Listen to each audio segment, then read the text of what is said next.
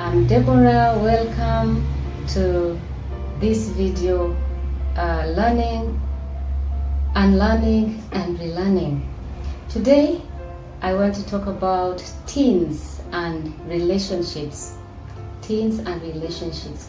Now, there are many ways that teens relate to one another, to other people around them, and to friends, sisters and brothers and parents.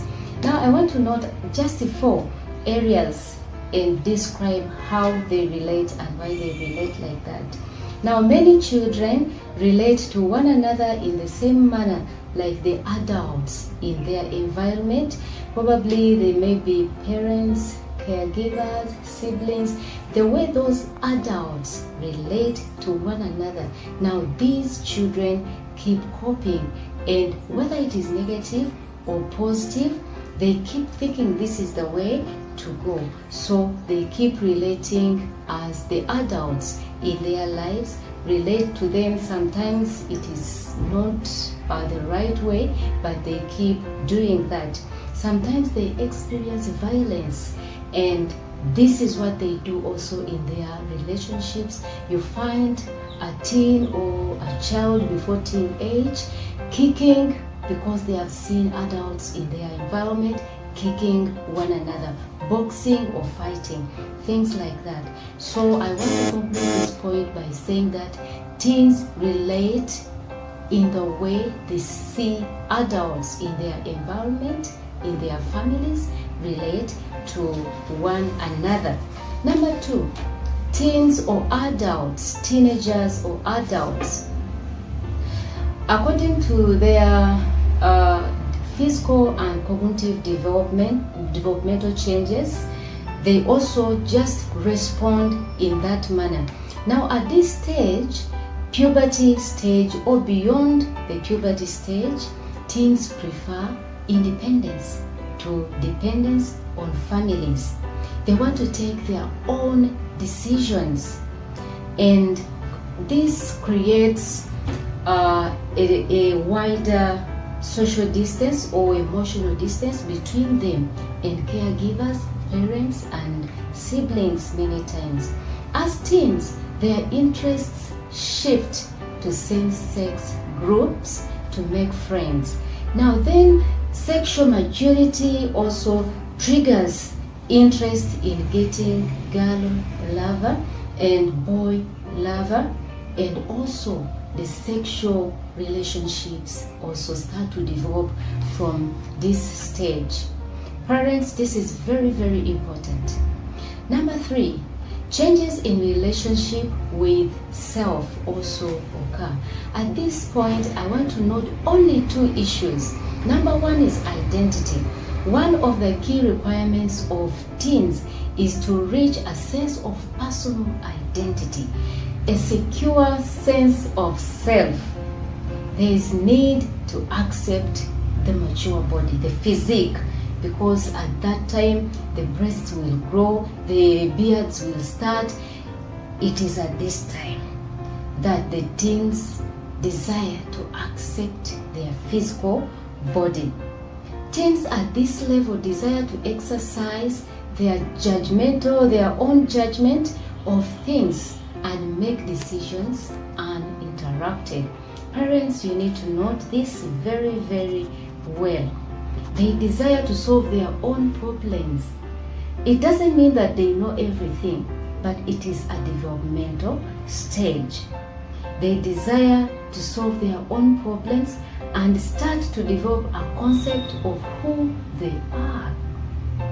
Now, trouble developing a clear concept of self or identity occurs when the desired level cannot be attained as an independent being. When they fail to attain this desired level, now low self-esteem comes in. Now, another point that was identity, another point is self-esteem. Self-esteem is how one feels about self, about them. Teenage triggers a decrease in self-esteem for majority of teenagers. This is considered normal due to several body changes and new thoughts about many issues. Many adults or adolescents place importance on being attractive, especially females, on being attractive. They want to feel very important. Now, when one does not attain this, then low self-esteem comes in or sets in, and the reverse is true. When they attain this level of being attractiveness and feeling of, I am, that identity, they feel so good, and that one raises their self-esteem. At this period, teens develop a close relationship, especially with those having similar interests, social class, or even ethnic background. For example, teens relate to include friends whose attitudes, values, or activities are similar to what they are interested in. And then the fourth area is when teenagers are changing, physique is changing, then there's a shift. There are biological stages that are coming in, maturity, menstrual periods, other things start to come in, and then the social cultural expectations also begin. This is where some parents now start to tell girls, please don't play with boys. When you are like this, don't play with boys. Then boys, don't kick girls, don't do that and this. It is at this stage, it's because of the biological maturity that changes the way they relate to one another. Adolescents struggle to gain control over their sexual aggressiveness. Now, those that manage to gain this control, they remain in charge of their bodies. But others may not gain this level of control of sexual aggressiveness. Is a biological trigger in their body, but they need to control themselves because it is not yet at this time that they relate sexually. This also sets in the stage for expectations. Like I said prior, they start to love to get girl lover and boy lover, like those sexual relationships. And it is at this point, dear parents, that we need to be very, very careful about our children, who they relate with and why. Now, at this point, I want to look at 4 strategies for healthy teens relationships.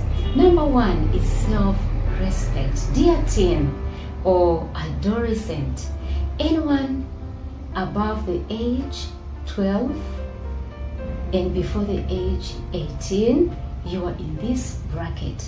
So we need to develop self-respect or self-control. One needs to cultivate it, because the more you respect yourself, the more the people surrounding you will respect you. Number 2 is set boundaries. Set boundaries.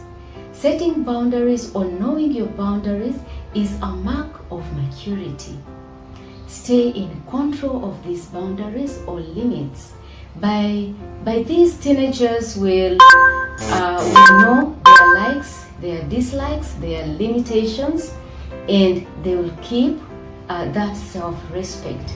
Without it, disrespect sets in from within and also from the people surrounding you, and this may have negative impacts.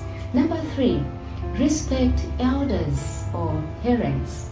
Many times parents set limits for their children, and usually because this stage the children have reached, they desire to be independent more than being dependent on parents.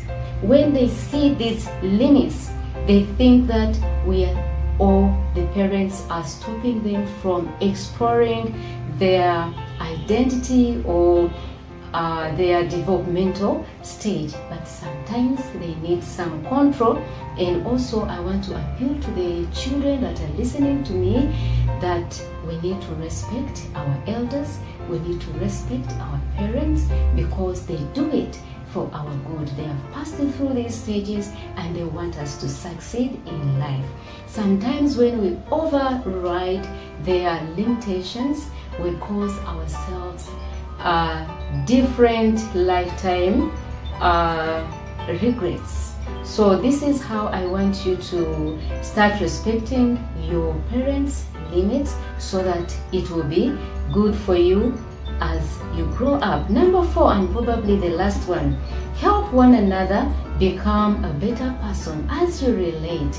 Dear teenagers, dear adolescents, dear children, relate to one another in such a way that this relationship will make them a better people or better persons afterwards, or than they have been before you relate with them. Now ask yourself these 3 important questions as you relate to whoever you are relating with.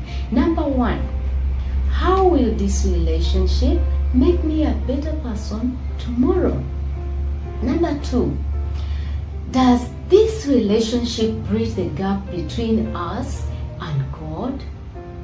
Number 3, what are the positive benefits of this relationship?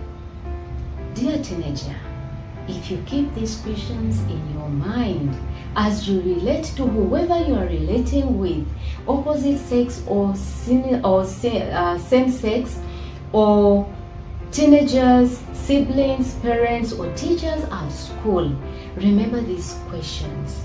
Are they closing the gap between you and God? Are they making you a better person than you are now?